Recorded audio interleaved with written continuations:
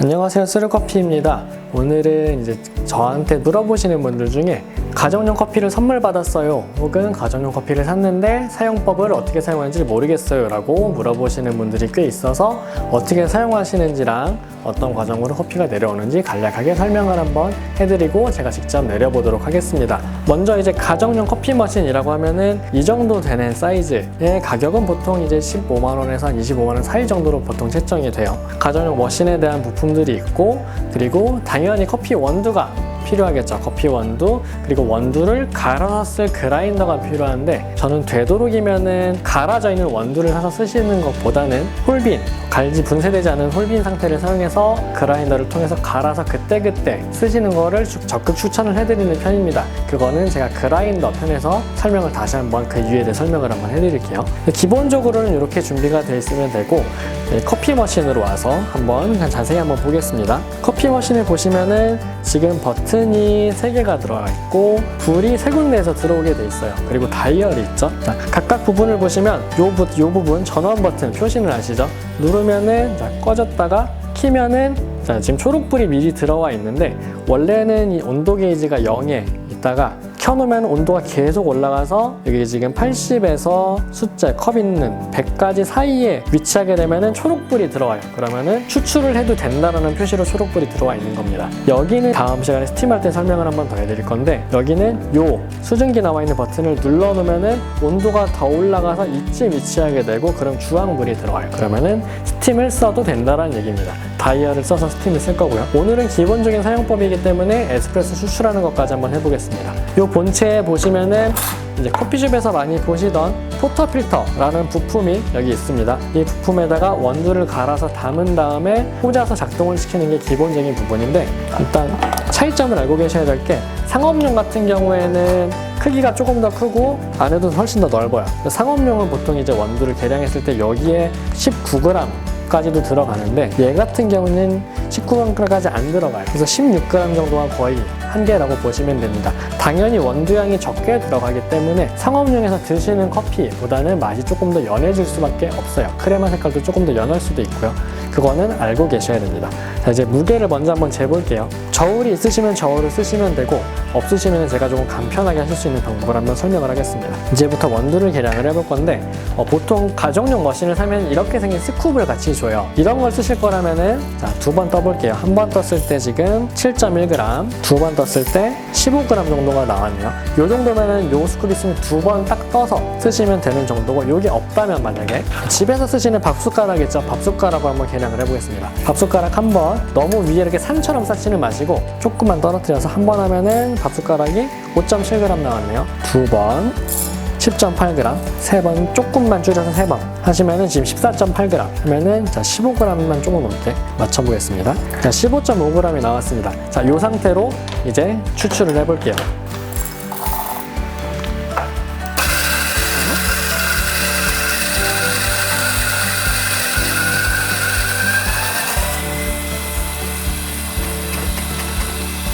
분쇄가 된 원두를 포터필터에다가 안에 넣어주시면 되는데, 넣어주시면서 중간중간에 한번 터트려 주세요.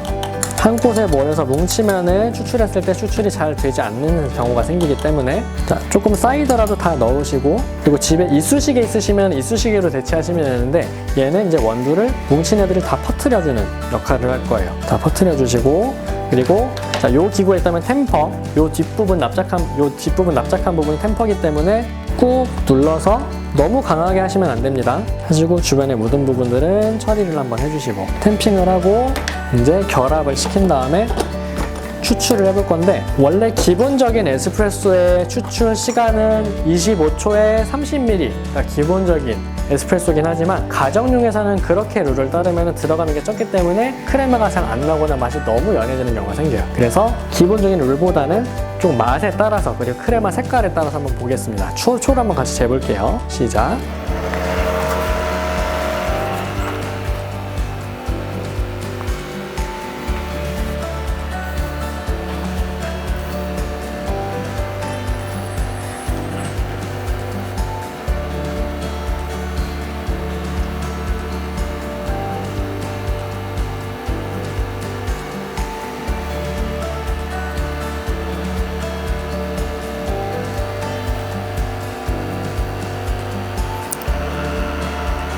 자, 멈추겠습니다. 자, 지금 49초가 나왔는데 보시면은 어느 정도 크레마 색깔이 잘 나왔어요. 그러니까 제가 원두를 조금 적게 담아서 시간에 맞췄을 때는 크레마 색깔이 이 색깔이 아니고 이거보다 훨씬 옅은 색깔이 나왔기 때문에 추출 시간보다는 크레마 색깔 이렇게 해서 보시는 게 조금 더 맛이 나을 수도 있습니다. 그래서 하신 거는 포터필터를 이제 빼서